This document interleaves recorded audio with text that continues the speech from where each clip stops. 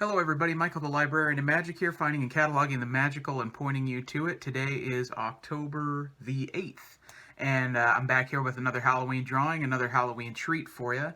And same disclaimer as usual applies. See the first video in my series if you want to know what I'm talking about. And with that out of the way, there's no doubt as to who today's drawing is of.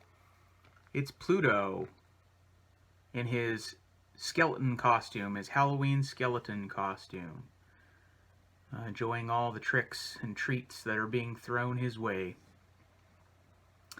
This is Pluto's official 2020 Halloween costume. There was a pin that I drew from the Disney shop, and I'm happy with this one. I think it's really fun. The bones and the skeleton, how it came out. So, and this was a nice little. Pluto is different than the other characters to draw, so it was a nice little change. Pluto first appeared in the 1930 short The Chain Gang, in which Mickey Mouse is a fugitive, a fugitive convict who is being chased down. The prison deploys these bloodhounds, and Pluto is one of them. He wasn't referred to as Pluto at the time, and he was just used as a bloodhound. But officially, Pluto, I don't think, is a bloodhound. I think he's officially a mixed breed dog. But in that first short in 1930, The Chain Gang, he was a bloodhound. In his second appearance, The Picnic, he was Minnie's dog, and he wasn't called Pluto then either. Still in 1930, he was called Rover, and was sort of employed as Minnie's pet dog. And then finally in 1931 in the short The Moose Hunt, he was referred to officially as Pluto, and he was used as Mickey's dog. And that pairing was sort of cemented in history, that he was officially Mickey's pet and named Pluto. There's no official documentation to show why he's named Pluto, but it's pretty generally assumed, and probably correctly so, that the no longer a planet, Pluto, was discovered right around the time of the creation of Pluto, and Walt Disney, saw the name somewhere in a paper or something like that, and liked the alliteration of Pluto the pup, then that those would go together, and that it was an unusual, memorable name. It wasn't just Rover or Fido or whatever, and so it stuck. He became Pluto. Pluto doesn't really speak. He's more of a traditional animal than the rest of Mickey's gang. He did speak. He did actually have a speaking line in The Moose Hunt, that first short in which he was referred to as Pluto. And it's pretty much the only time he's ever actually spoke, other than, yeah, yeah, no, no, that kind of thing. He had a line in which he told Mickey to kiss him. And that line was spoken by Pinto Colvig, and all of the vocalizations of Pluto from the 30s all the way until the 60s, when Pinto Colvig passed away, were done by him. Pinto Colvig, if you'll remember, was the voice of Goofy in that same span, and I talk a lot about his career in the Jester Goofy episode of this series. And then, of course, in 1990, Bill Farmer took over the role of vocalizing Pluto, and he also is the modern voice of Goofy. So there's a continuity there as well, that Bill Farmer does Goofy and Pluto, and Pinto Colvig also did Goofy and Pluto. There have been a couple of other people to voice Pluto or give vocalizations to Pluto as needed over the years, in very specific shorts and circumstances, when Pinto Colvig wasn't with the Disney company and stuff like that, but it's pretty spare.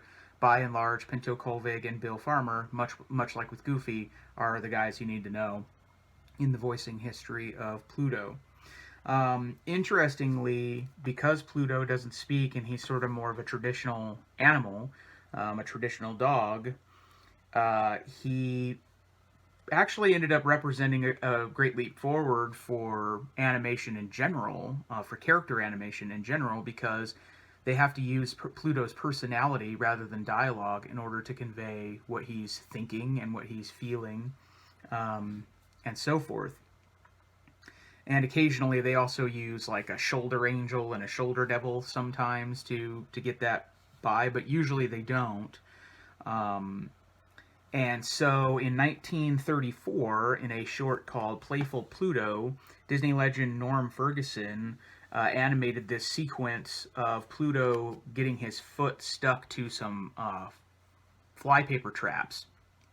And that is a really important segment in the history of character animation, because for the first time, that was pretty much the first time ever that an animated character anywhere was able to show, was able to express thoughtfulness, and you could tell that they were thinking and processing on screen, because they sort of had to make that work, and they showed that you could do that, that you could convey sort of the more complex expressions of pensiveness, thinking, and all of these things about expression.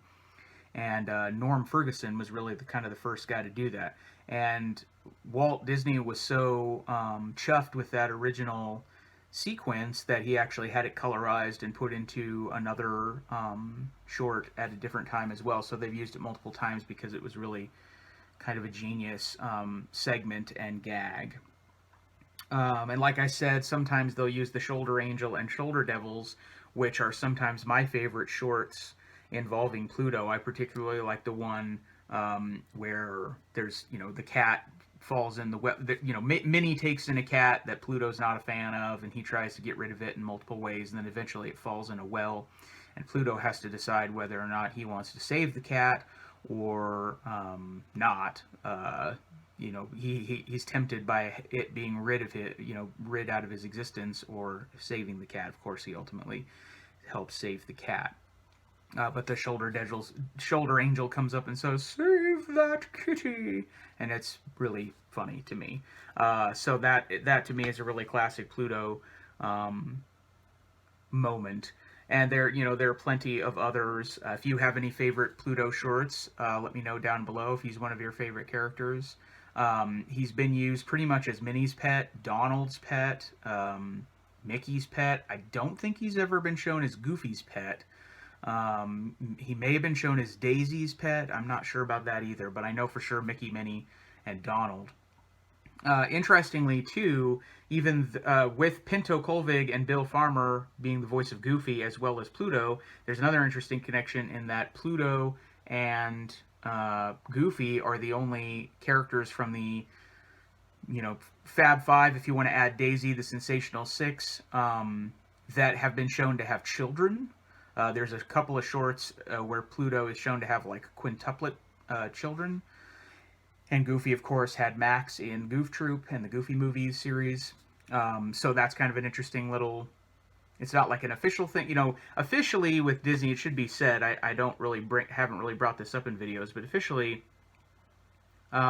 these, the Sensational Six characters with Daisy aren't considered by Disney to have, like, Mickey and Minnie are... It's confusing sometimes where it's like, are they married? Do they live together? What's the deal from what you see on screen? And officially, with Disney, Mickey and Minnie are real actors, and Pluto and Goofy and Donald, they're real actors that are embodying roles on screen. So when you see them in their shorts and cartoons and everything like that, those are acting roles. And the real Donald and Mickey and Minnie and Goofy and Pluto and Daisy have a private life. That's, off screen. So when you go meet them in the parks, you're meeting, the real deal, the real actors that have acted on screen and all of that stuff. So that's kind of the idea behind it, that they're embodying roles, and that helps with the notion of, like, they don't really have to have continuity, they don't have to have things, make sense over time and that sort of thing, because they're just various acting roles. So that's kind of the thing with a lot of the characters in shorts. I'm not sure if I've ever brought that up before. So that's really some, just a short little bit about Pluto. I really like this drawing of him in his skeleton costume, and I hope you do too. I hope that was a nice little Halloween treat. If you're a big fan of Pluto, hopefully I did it some justice. Thanks as always for watching these, for liking, commenting, and subscribing. Join me tomorrow when I'll be back with another Halloween treat, and for the rest of the month of October when I've got plenty more to come. So thanks as always for watching these, and I'll see you in the next one. Bye-bye.